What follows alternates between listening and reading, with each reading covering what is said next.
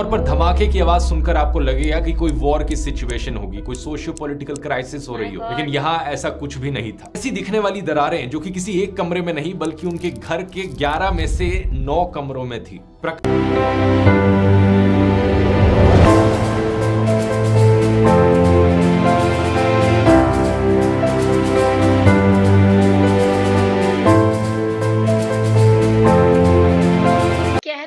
कि हम मनुष्य की जो है उल्टी गिनती शुरू हो चुकी है, क्योंकि इतना ज़्यादा आपको अजाब देखने को मिल रहा है। लोग तहस नहस हो रहे हैं, इतना ज़्यादा अपोजिट चीज़ें हो रही है। रेगिस्तान में घासें उग रही हैं और जो ग्लेशियर्स हैं, बर्फ के पहाड़ हैं, वो धीरे धीरे पिघल रहे हैं। ये सिर्फ और सिर्फ तबाही की निशानी है। वैसे ही एक और वाकया हुआ है। उत्तराखंड में एक सिटी है जिसका नाम जोशीमठ है, वो धीरे धीरे गर्त की तरफ जा रहा है। वो जमीन पूरी फट रही है, सारी चीजें उसमें समा रही हैं। तो क्या कारण है, वहाँ पे ऐसे कौन से डिजास्टर आ गए हैं कि जमीनें फटने लगी हैं? तो हे हेलो फैमिली, नमस्ते, सत श्री अकाल, अस्सलाम वालेकुम। कैसे हैं आप? आई होप आप लोग बहुत अच्छे होंगे और अपने पेरेंट्स का ख्याल भी काफ़ी अच्छे से रख रहे होंगे। आई विश कि आप और आपकी फैमिली हमेशा हेल्दी वेल्दी लाइफ एंजॉय करें। आज इस वीडियो में यही बात करेंगे पूरा डिस्क्रिप्शन में कि जोशीमठ में जो ज़मीन फट रही है, क्या रीज़न है उसके पीछे, क्या रियल में हम लोग तबाही के रास्ते पे आ चुके हैं। हाँ, रियल बात तो ये है कि कुछ कुछ ऐसी चीज़ें हैं जो ये चीज़ इंडिकेट कर रही है कि बहुत ज़्यादा वो दिन दूर नहीं है जब हम लोग पूरी की तरीके से तबाह हो जाएंगे, ये धरती तबाह हो जाएगी। तो अभी भी संभलने का, सुधरने का रास्ता है। धर्म पे लड़ने के बजाय इन्वायरमेंट पे, शिक्षा पे, इन सब पे वर्क करना होगा, तभी पूरी मानवता बच सकती है। लेकिन आज जिस वीडियो को एक्सप्लेन किया है वो मेरे one of the favourite YouTuber है जिनका नाम है ध्रुव राठी। तो वो बहुत ही ज़्यादा अच्छे तरीके से चीज़ों को एक्सप्लेन करते हैं। तो बिना देरी किए चलिए शुरू करते हैं। Let's get started. नमस्कार दोस्तों, इमेजिन करो आप अपने परिवार और रिलेटिव्स के साथ अपने घर पर बैठे हो, नए साल का जश्न मना रहे हो और अचानक से एक बड़ा धमाका होता है। अब आमतौर पर धमाके की आवाज सुनकर आपको लगेगा कि कोई वॉर की सिचुएशन होगी, कोई सोशियो पॉलिटिकल क्राइसिस हो रही हो, लेकिन यहाँ ऐसा कुछ भी नहीं था। 2 जनवरी साल 2023 की बात है। जोशीमठ में रहने वाले 52 साल के प्रकाश भोटियाल रात में सो रहे थे कि अचानक से उनकी नींद खुलती है एक बड़े धमाके की आवाज से। उठकर उन्होंने देखा क्या हुआ है, तो उन्हें दिखा कि उनकी घर की दीवारों में बड़े बड़े क्रैक्स, कुछ ऐसी दिखने वाली दरारें जो कि किसी एक कमरे में नहीं बल्कि उनके घर के 11 में से 9 कमरों में थी। प्रकाश अपने पूरे परिवार के 11 मेंबर्स को उन बचे हुए 2 कमरों में शिफ्ट करवा देते हैं। तब से लेकर आज तक उनका पूरा परिवार इन्हीं 2 कमरों में रह रहा है। चिंता इस बात की है कि आने वाले समय में ये 2 कमरे भी सुरक्षित नहीं बचेंगे, क्योंकि ऐसे ही क्रैक्स जोशीमठ में करीब 700 बिल्डिंग्स में देखने को मिले। ये पूरा शहर जमीन में धंस रहा है। Joshimठ, the city which serves as Lord Badrinath's winter residence, is sinking. The cracks have appeared not just in one place but in different parts of the town. These cracks have developed as a result of continued land subsidence. The 17,000 residents have been sounding the alarm about worsening subsidence. सारे किराएदार यहाँ से खाली हो गए।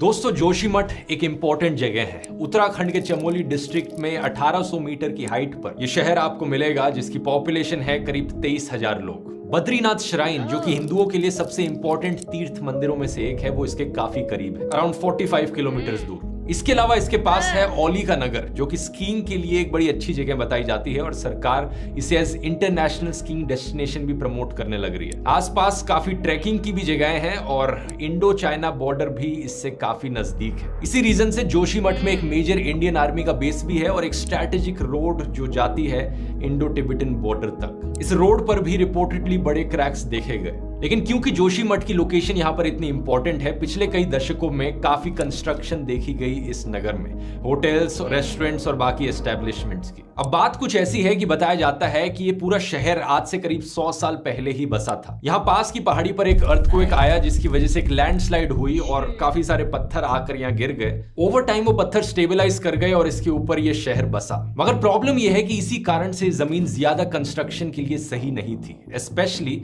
अगर इस इलाके इलाके में डैम्स और बड़ी बड़ी रोड्स बनाई जाएंगी, हाईवेज बनाए जाएंगे, क्योंकि इतने बड़े इंफ्रास्ट्रक्चर प्रोजेक्ट्स के लिए अक्सर एक्सप्लोजिव्स और ड्रिलिंग का इस्तेमाल करना पड़ता है। पहाड़ियों के अंदर ड्रिलिंग करनी पड़ती है, बम विस्फोट का इस्तेमाल करना पड़ता है और ऐसा करने से ये स्लोप बहुत कमजोर हो जाएंगे। Seismic zonation map of India के अकॉर्डिंग जोशीमठ का एरिया ऐसे भी जोन 5 में आता है, अर्थक्वेक्स के लिए हाईएस्ट रिस्क जोन। जोशीमठ की बिल्डिंगों में क्रैक्स पड़ना ये कोई नई कहानी नहीं है, ये चीज काफी टाइम से देखी जा रही है। अक्टूबर 2021 की बात है कि जोशीमठ के गांधीनगर और सुनील वार्ड्स में रहने वाले लोगों ने अपने घरों में क्रैक्स नोटिस करे। फिर कुछ महीने बाद मिड 2022 में रविग्राम वार्ड के लोगों ने भी अपने घरों में क्रैक्स देखे। सितंबर 2022 में Uttarakhand state disaster management authority ने एक रिपोर्ट पब्लिश करी और उन्होंने ब्लेम डाला इल प्लान्ड कंस्ट्रक्शन पर। उन्होंने कहा ढंग के ड्रेनेज सिस्टम्स नहीं है यहाँ पर और लोग बिना प्लानिंग के कंस्ट्रक्शन किए जा रहे हैं, जिसकी वजह से प्रॉब्लम हो रही है। मीडिया में इस इशू की बात अभी रिसेंटली ही देखी गई, क्योंकि अब प्रॉब्लम इस हद तक बढ़ चुकी है कि हर चौथे घर पर क्रैक आने लग रहा है। पूरा शहर ही अब धंसने लग रहा है, इस चीज को अब इग्नोर नहीं किया जा सकता। हजारों लोग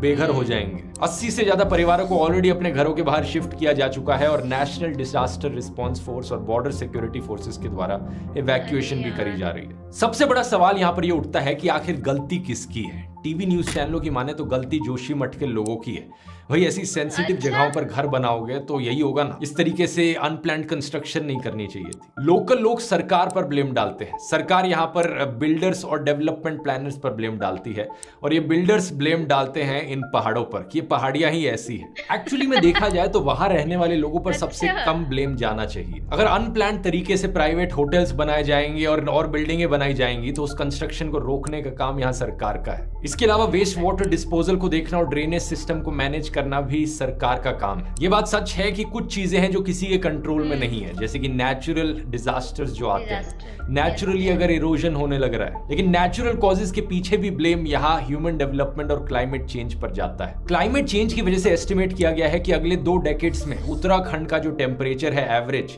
वो 2 डिग्री सेल्सियस से ज्यादा बढ़ जाएगा। ऐसे टेम्परेचर बढ़ने का मतलब है कि बर्फ पिघलेगी, रेनफॉल के पैटर्न्स बदलेंगे, फ्लैश फ्लड्स और लैंडस्लाइड्स जैसे नेचुरल डिजास्टर्स के चांसेस बढ़ेंगे, क्रॉप सीजन में बदलाव आएगा जिसका असर किसानों पर पड़ेगा। ये चीज तो ऑलरेडी होने भी लग रही है। 2 साल पहले का आर्टिकल कैसे उत्तराखंड के किसान ऑलरेडी माइग्रेट कर रहे हैं क्लाइमेट चेंज की वजह से। लेकिन क्लाइमेट चेंज अपने आप में एक बहुत बड़ा सेपरेट इशू है। जोशीमठ की क्राइसिस पर काफी इनडायरेक्ट और काफी कम ब्लेम ही जाता है उसका, इसलिए डायरेक्ट कॉजेज पर फोकस करते हैं। लेकिन क्लाइमेट चेंज के बारे में अगर आप और डिटेल में जानना चाहते हैं तो कुकू एफएम पर ये ऑडियो बुक मैं आपको रेकमेंड करूंगा, हिस्ट्री ऑफ क्लाइमेट चेंज, और इसके अलावा ये वाली ऑडियो बुक भी, climate change a bigger problem. Kuku FM को नहीं जानते, एक बढ़िया ऑडियो लर्निंग का प्लेटफॉर्म है जहां पर ऐसी बहुत सी इन्फॉर्मेटिव और नॉलेजेबल ऑडियो बुक्स आपको सुनने को मिलेंगी। हर टॉपिक पर यहाँ किताब मिलेगी आपको, geopolitics, history, fiction, self help, motivation. क्योंकि इन्होंने इस वीडियो को स्पॉन्सर किया, आप कूपन कोड ध्रुव50 का इस्तेमाल कर सकते हैं, जिसका लिंक नीचे डिस्क्रिप्शन में मिल जाएगा। इससे आपको 50% ऑफ मिलेगा फर्स्ट मंथली प्लान पे,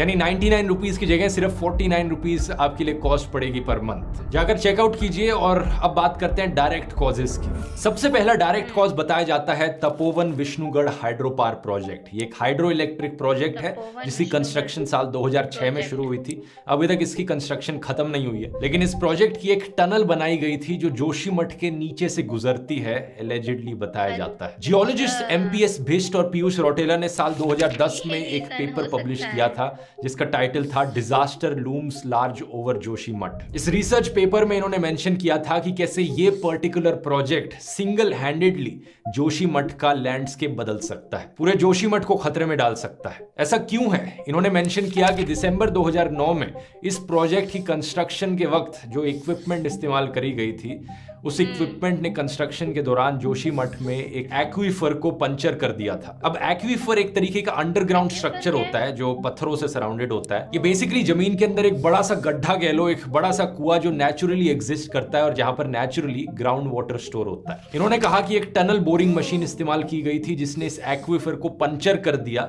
जोशीमठ से करीब 5 किलोमीटर दूर। पंचर करने का मतलब क्या हुआ कि इस एक्वीफर में एक कोने में होल आ गया जहां से सारा ग्राउंड वाटर लीक होना शुरू हो गया। इन्होंने कहा कि उसकी वजह से daily 70 million litres ground water discharge होता है, 700-800 लीटर पर सेकेंड। इस 2010 के पेपर के अकॉर्डिंग इतना पानी था कि प्रतिदिन 20 से 30 लाख लोग सस्टेन किए जा सकते उस पानी से। लेकिन क्योंकि और कोई ज्यादा साइंटिफिक स्टडीज नहीं करी गई इस चीज को लेकर, इसलिए डायरेक्ट कॉज इसे फॉर श्योर बताना इसका कोई प्रूफ नहीं है अभी। यही रीजन है कि NTPC, national thermal power corporation limited, जो कंपनी इस हाइड्रो पावर प्रोजेक्ट को बनाने लग रही है, उन्होंने कहा है कि इस टनल से कुछ नहीं हुआ है। इस टनल को रीजन नहीं बताया जा सकता है जमीन क्यों धंस रही है, क्योंकि एनटीपीसी का कहना है उन्होंने ये टनल जोशीमठ के नीचे नहीं बनाई, उन्होंने ये टनल 1 किलोमीटर दूर बनाई है जोशीमठ से और 1 किलोमीटर जमीन के नीचे बनाई। अच्छा, दूसरी डायरेक्ट कॉज बताया जाता है एक 6 किलोमीटर लंबी सड़क हेलांग मारवाड़ी बाईपास, जो कि करंटली अंडर कंस्ट्रक्शन है। ये 800 किलोमीटर लंबे 4 धाम प्रोजेक्ट का हिस्सा है, एक ऐसा प्रोजेक्ट जिसे साल 2016 में प्रधानमंत्री मोदी के द्वारा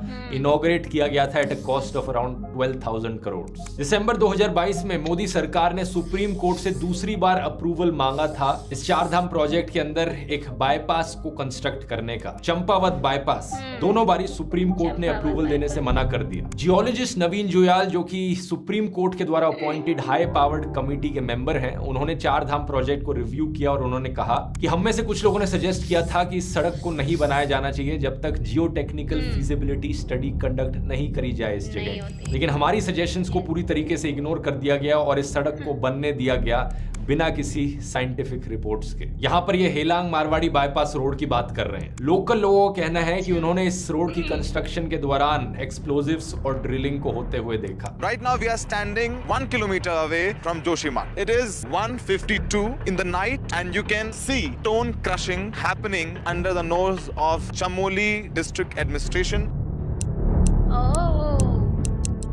अब जब इसकी न्यूज इतनी मीडिया में फैल रही है तो 4 धाम प्रोजेक्ट की इस सड़क की कंस्ट्रक्शन को अभी के लिए रोक दिया गया है। मैंने आपको बताया था जोशीमठ के बगल में एक और नगर है औली नाम से, जो कि एक स्की रिजॉर्ट भी है, वहां पर एक केबल कार रोपवे भी है। तो इस रोपवे के जो पिलर्स हैं उस पर भी डैमेज देखा गया। कुल मिलाकर देखा जाए तो इस प्रॉब्लम को सिंपली कहा जा सकता है the problem of sustainable development. एक ऐसी चीज जो स्कूल में हमें पढ़ाई जाती है। जो जमीन यहाँ ढसने लग रही है, इस चीज को इंग्लिश में कहा जाता है लैंड सब्सिडेंस। लैंड सब्सिडेंस के पीछे कई कारण हो सकते हैं। अर्थक्वेक की वजह से अर्थ के क्रस्ट का हिल जाना, ये एक नेचुरल कॉज हो गया, लेकिन मैन मेड कॉजेस भी हो सकते हैं, जैसे कि ग्राउंड वाटर रिमूवल। बात क्या है, जब जमीन के नीचे से ग्राउंड वाटर खत्म हो जाता है, पानी जिन पत्थरों को और जिस जमीन को ऊपर होल्ड करके रखता है वो भी नीचे धंसनी शुरू हो जाती है। जियोलॉजिस्ट का मानना है इंडोनेशिया में जो जकार्ता शहर है वो one of the fastest sinking cities in the world है। उसके पीछे भी 80% रीजन यही बताया जाता है। दोस्तों, आप ये शायद हैरान हो जाएंगे जानकर कि जोशीमठ में लैंड सब्सिडेंस की प्रॉब्लम को आज से ऑलमोस्ट 50 साल पहले ही आइडेंटिफाई किया जा चुका था। 1976 में एमसी मिश्रा कमेटी बनाई गई थी जिसने इस फिनोमेना के पीछे रीजंस को आइडेंटिफाई किया था। इन्होंने एक रिपोर्ट निकाली थी, the Mishra committee report of 1976, जो कि सबसे पुरानी रिपोर्ट है जोशीमठ की लैंड सब्सिडेंस प्रॉब्लम के ऊपर। इस रिपोर्ट में वार्निंग दी गई है कि यहाँ पर पड़े पत्थरों को हिलाओ मत, यहाँ खुदाई मत करो और एक्सप्लोजिव्स का इस्तेमाल मत करो। रिपोर्ट ने यह भी पॉइंट आउट किया था कि ड्रेनेज फैसिलिटी सही नहीं थी इस नगर में, जिसकी वजह से प्रॉब्लम और ज्यादा बढ़ रही थी और लैंडस्लाइड्स भी आ रही थी। इसके बाद साल 2006 में Wadia institute of Himalayan geology ने एक और रिपोर्ट निकाली जिसमें कहा गया कि इवेंचुअल कोलैप्स हमें यहाँ पर देखने को मिल सकता है पूरे शहर का। ड्रेनेज सर्विसेज को ठीक करो। फिर 2013 में सुप्रीम कोर्ट के द्वारा अपॉइंटेड कमेटी ने हाइड्रो पावर प्रोजेक्ट्स को आइडेंटिफाई किया उत्तराखंड में कि एक सिग्निफिकेंट हैजर्ड है ये इस जगह पे हाइड्रो पावर प्रोजेक्ट्स बनाना। लेकिन क्या सरकार ने इन वार्निंग्स को सुना?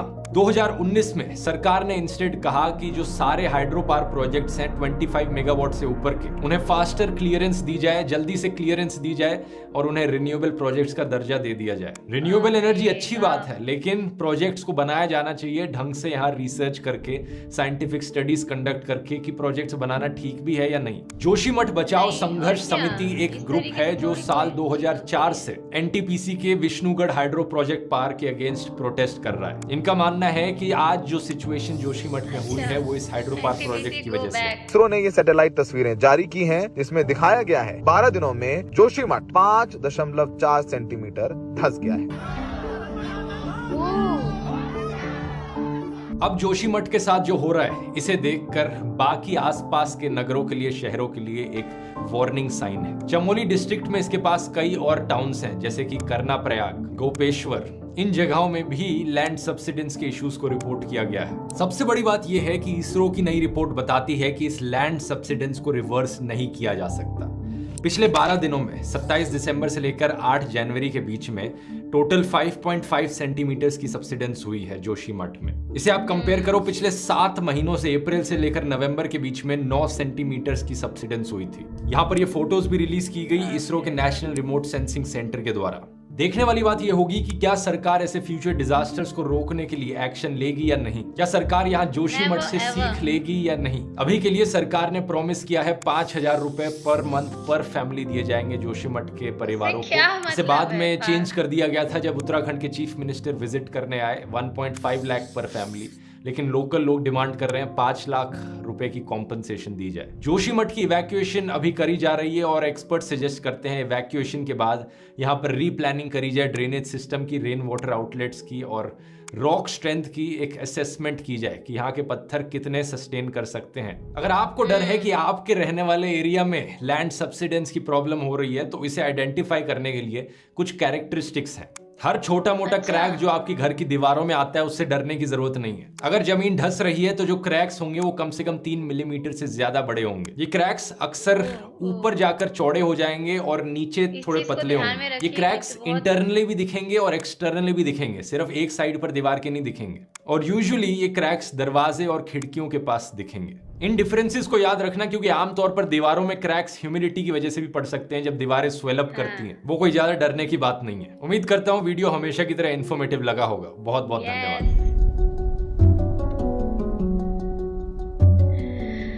तो ये तो था जोशीमठ का पूरा इंफॉर्मेशन कि जोशीमठ धीरे धीरे दबता जा रहा है, मतलब कि वो धंसता ही चला जा रहा है। कुछ टाइम ऐसा होगा कि शायद जोशीमठ पूरी तरीके से जमीन में धंस जाएगा, समा जाएगा। कई सारे रीज़न हो सकते हैं। एक नेचुरल रीज़न तो यही है जो नेचर के थ्रू हो सकता है, वो है जो प्लेट्स होती हैं, टेक्टोनिक प्लेट्स, उनका फोल्डिंग या फॉल्टिंग, मतलब कई सारा रीज़न होता है। फोल्डिंग में तो जो ज़मीनें होती हैं वो ऊपर उठ जाती हैं। माउंटेन फोल्डिंग से ही बनते हैं। जैसे जैसे कि प्रेशर होता रहता है दो टेक्टोनिक प्लेट के थ्रू तो ये माउंटेन बनते रहते हैं। लेकिन जो अर्थक्वेक वगैरह आते हैं और ये इस तरीके के डिजास्टर आते हैं वो फॉल्टिंग और स्प्लिट की वजह से ही आते हैं। ये भी रीज़न हो सकता है। दूसरा रीज़न ये है मैन मेड, कि इतनी ज़्यादा तरक्की के पीछे लोग और गवर्नमेंट हमारी अंधी हो चुकी है कि बिना इस चीज़ को जाने कि वहाँ पे वो चीज़ बनाना, चाहे वो कंस्ट्रक्शन वर्क हो, चाहे वो कोई भी प्रोजेक्ट हो, बनाना वहाँ के लोगों के लिए, वहाँ के ज़मीन के लिए सूटेबल है कि नहीं है, पहले यही पता होना चाहिए।